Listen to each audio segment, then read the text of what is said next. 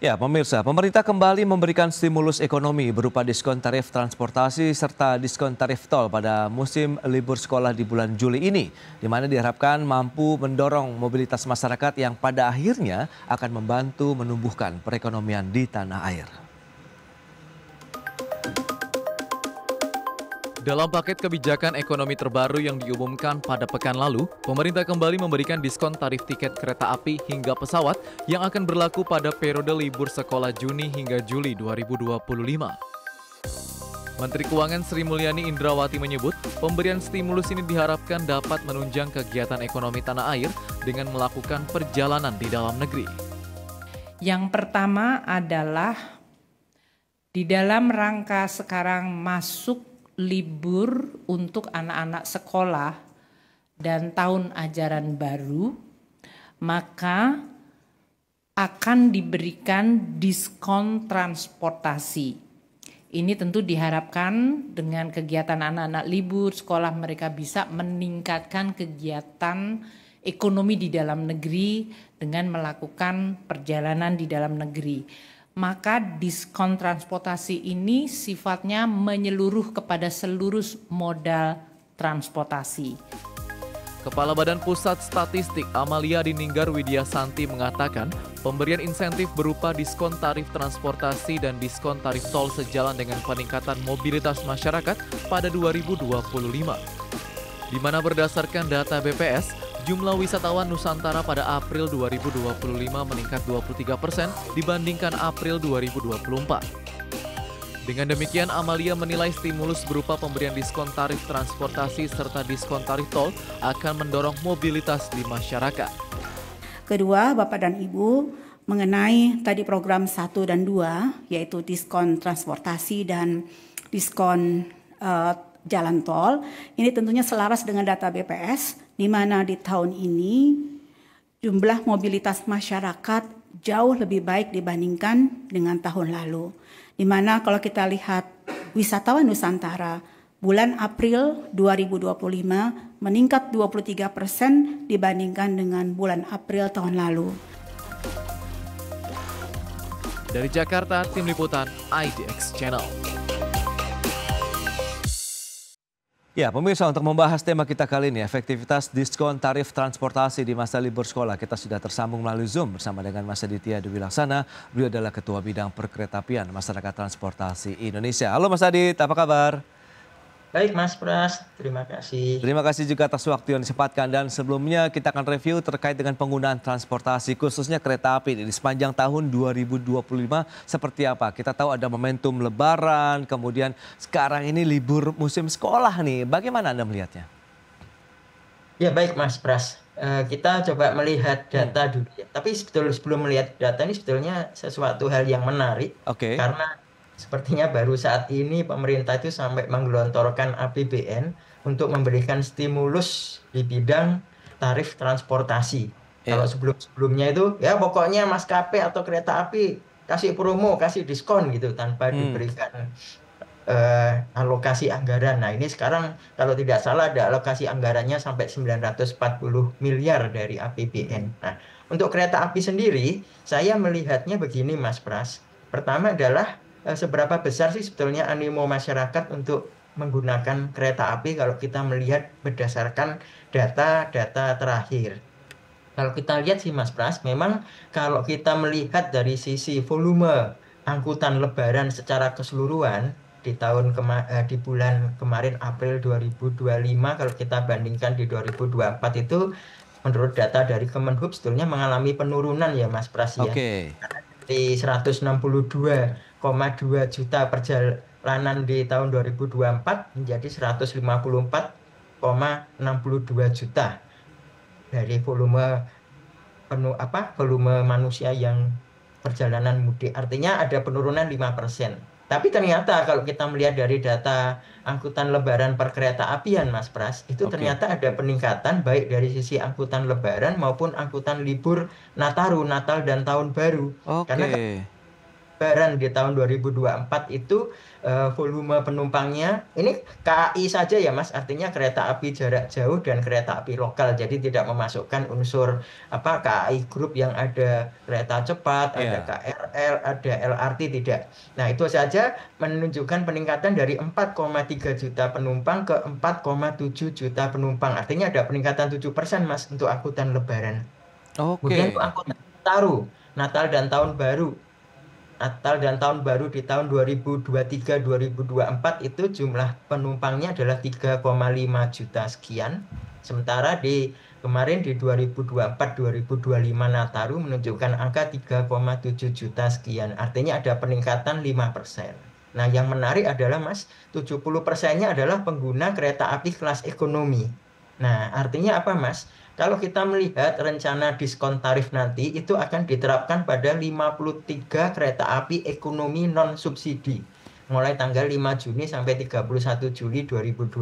Artinya dari data KAI tersebut menunjukkan bahwa 70% pengguna kelas ekonomi dan animo masyarakat ternyata masih menunjukkan peningkatan untuk angkutan kereta api di masa angkutan Lebaran dan liburan Nataru asumsinya adalah masyarakat juga akan tetap antusias untuk menggunakan diskon tarif ini di angkutan liburan ini selama 1 bulan lebih ini, terutama karena yang diberikan diskon adalah kereta api ekonomi yang non subsidi, karena kalau kereta api ekonomi subsidi kan sudah jelas terjangkau, sementara kereta api ekonomi non subsidi sejalan dengan peningkatan kualitas layanan dari KAI maka tarifnya juga naik Mas sebetulnya. Nah itu yang baik.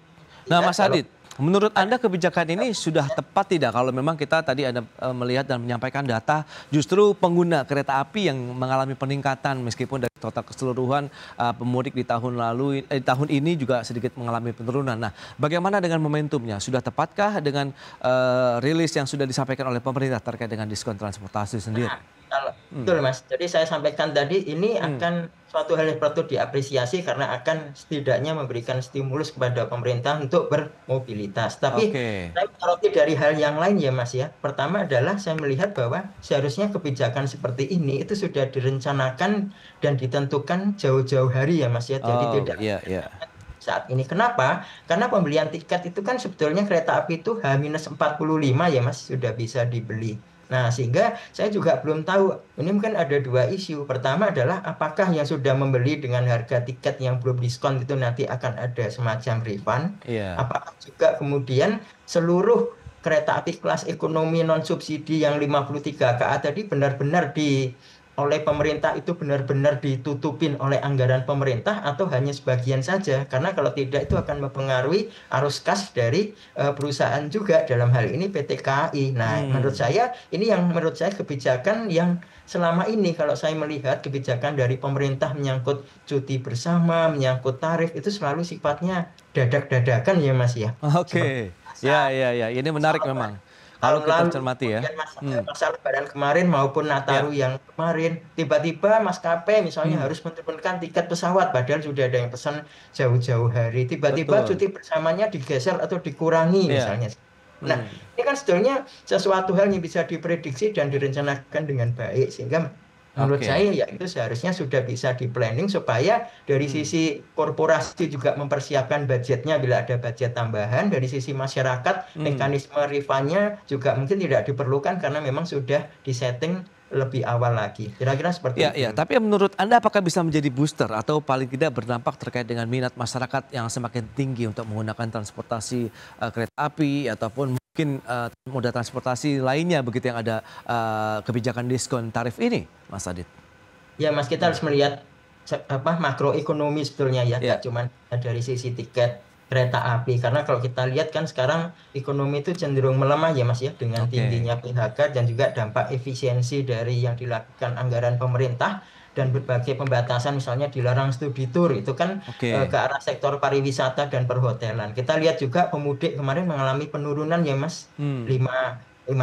Kemudian juga kalau kita lihat Idul Adha kemarin ada data juga Mas dari sisi nilai proyeksi kurban dan nilai ekonomi jumlah orang yang berkurban pun juga mengalami penurunan yang lumayan juga. Artinya apa Mas? Artinya bahwa meskipun diberikan penurunan dari sisi transportasi, tapi biaya pariwisata atau biaya liburan masyarakat itu kan komponennya macam-macam, Mas.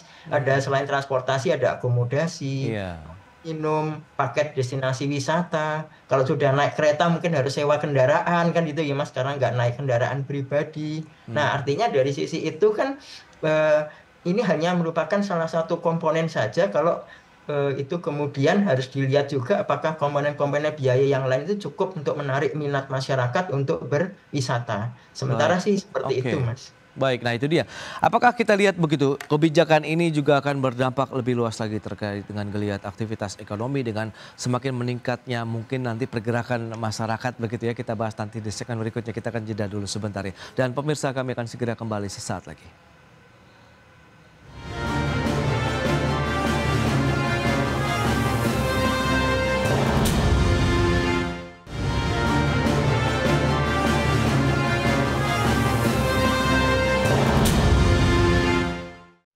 Ya, Anda masih menyaksikan Market Review pemirsa dan sudah bergabung Pak Bayu Sutanto. Beliau ini adalah Sekjen Indonesia National Air Carriers Association atau INACA. Halo Pak Bayu, apa kabar?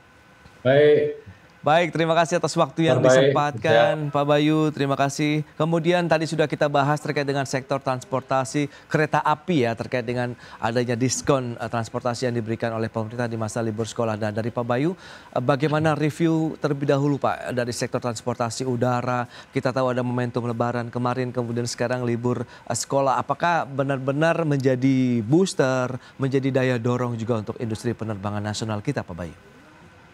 Ya, baik, kita bicara tentang fakta ya, sesuai peraturan Menteri Keuangan tanggal 4 Juni yang lalu, PMK nomor 36 ya, tanggal 4 Juni di mana berlaku semacam insentif tentang PPN. PPN ditanggung pemerintah atau PPN DTP sebesar 6% kan. Ya, jadi ini sebetulnya polanya kan sama dengan insentif yang diberikan saat Nataru Desember tahun yang lalu dengan Lebaran 2 bulan yang lalu ya. Jadi kalau Nataru dan Lebaran yang lalu itu kan diskonnya lebih banyak ya. Ada diskon harga passenger service charge atau tax airport tax-nya. Kemudian juga harga fuel Pertamina di beberapa lokasi juga di diskon gitu ya. Jadi ada insentif baik penumpang maupun bagi maskapai. Gitu. Kalau yang ini kan hanya PPN saja yang diberikan insentif yang ditanggung pemerintah, yaitu untuk PPN harga tiket 6%. Sementara untuk harga tiketnya tidak berubah banyak, artinya masih berkisar di tarif batas bawah dan tarif batas atas yang ditetapkan tahun 2019 lalu yang masih berlaku. Jadi itu Mas, jadi insentifnya kelihatannya tidak sebesar yang di insentif periode liburan Nataru dan Lebaran sebelumnya. Apakah ini akan lebih berdampak, artinya membuat minat orang bepergian lebih banyak, kita belum tahu juga sih. Tapi kalau kita bicara momentum libur sekolah, biasanya ada kenaikan dari sisi okupansi pesawat sendiri atau tidak begitu Pak Bayu? Sehingga ini mungkin dengan adanya insentif tarif tadi ya menjadi salah satu booster juga nantinya begitu. Ya baik, untuk liburan sekolah memang ini menjadi salah satu siklus kenaikan minat orang untuk bepergian dengan pesawat udara, terutama liburan sekolah yang panjang ya, di bulan Juni sampai Agustus biasanya. Ini memang itu benar ada selalu naik, tapi apakah dengan insentif ini akan membuat ada kenaikan lagi? Karena umumnya pengalaman saya sendiri sebagai orang tua, kalau liburan sekolah itu kita biasanya merancangnya sudah jauh hari. Jauh hari, nggak mungkin dalam waktu 1 minggu terus, yuk kita pergi, itu nggak mungkin. Jadi kita biasanya 3 bulan sebelumnya, 2 bulan itu udah mepet, itu sudah merancang pergian dan sudah beli tiket juga gitu. Hingga menurut saya ya ini nggak begitu banyak berdampak sih, karena orang akan pergi liburan sekolah setelah tanggal 4 Juni kemarin, karena kan mulai tanggal 5 Juni ya penerbangannya sampai 31 Juni kan. Mungkin masih ada, tapi tidak sebesar orang yang sudah planning jauh hari sebelumnya. Baik, baik. Ini dia. Efektivitasnya juga masih dipertanyakan berarti kalau memang kaitannya dengan kondisi saat ini di mana orang merencanakan bepergian sudah sejak jauh-jauh hari begitu ya Pak Bayu. Nah, Mas Adit, lantas bagaimana Anda melihat kalau memang sempat kita membahas terkait dengan daya beli masyarakat, apakah berdampak terkait dengan momentum libur sekolah ini orang lebih banyak mempersiapkan ya untuk anak-anak mereka begitu persiapan masuk sekolah dengan membeli peralatan tulis, sekolah dan lain-lain atau bagaimana nih menurut pandangan Anda sehingga nanti akan berdampak juga terkait dengan aktivitas bepergian masyarakat baik menggunakan transportasi kereta api maupun pesawat begitu, Mas Adit?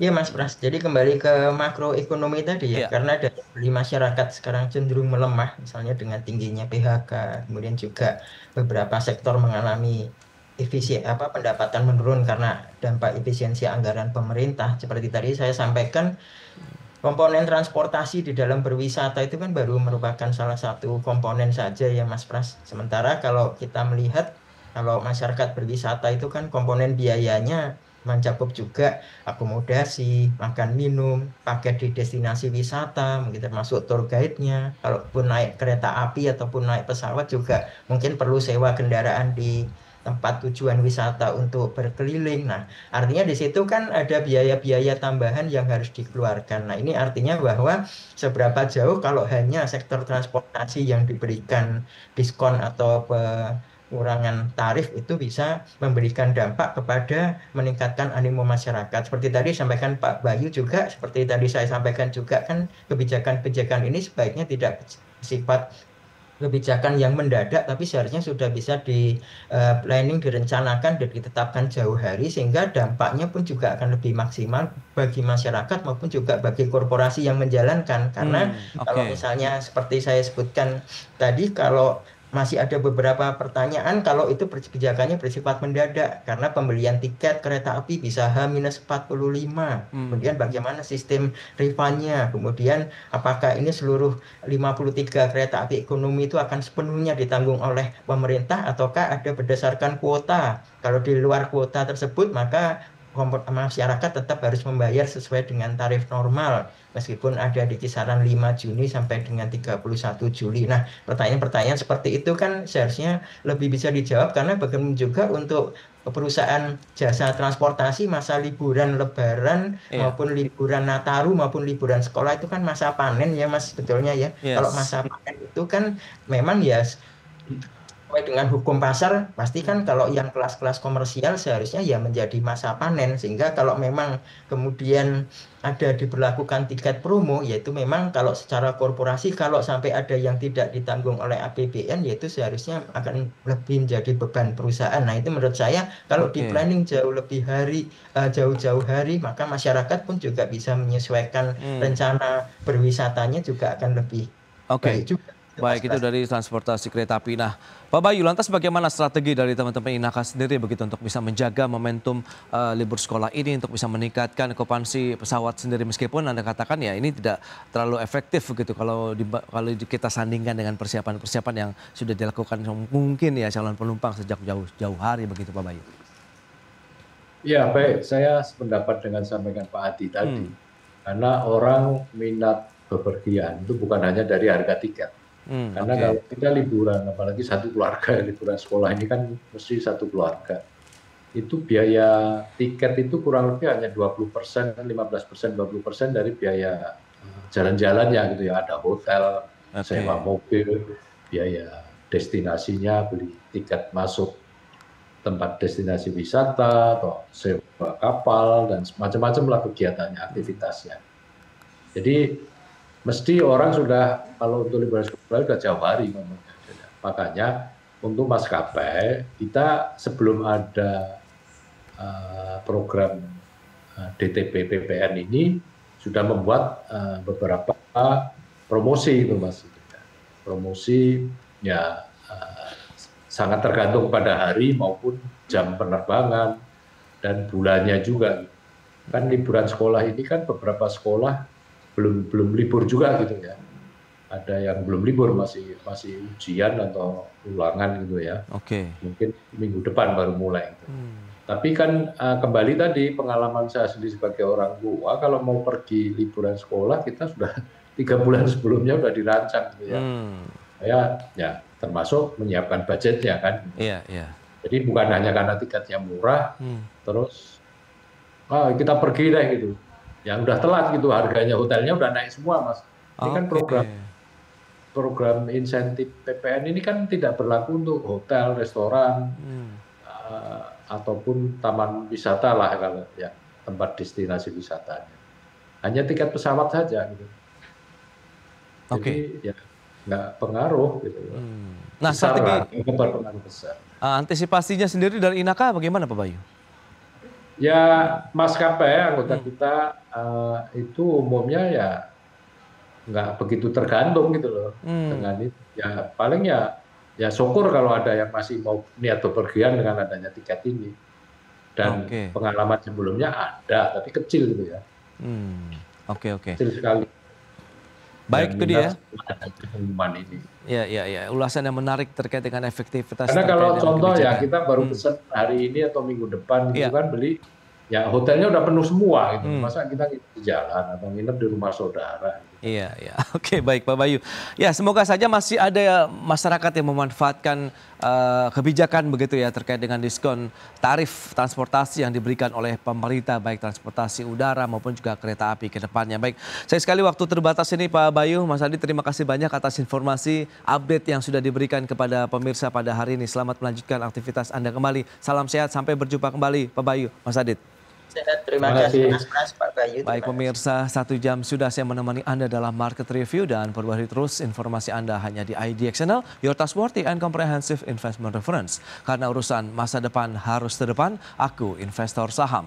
Ya, saya Prasetyo Wibowo beserta seluruh kerabat kerja yang bertugas pamit undur diri. Terima kasih, sampai jumpa.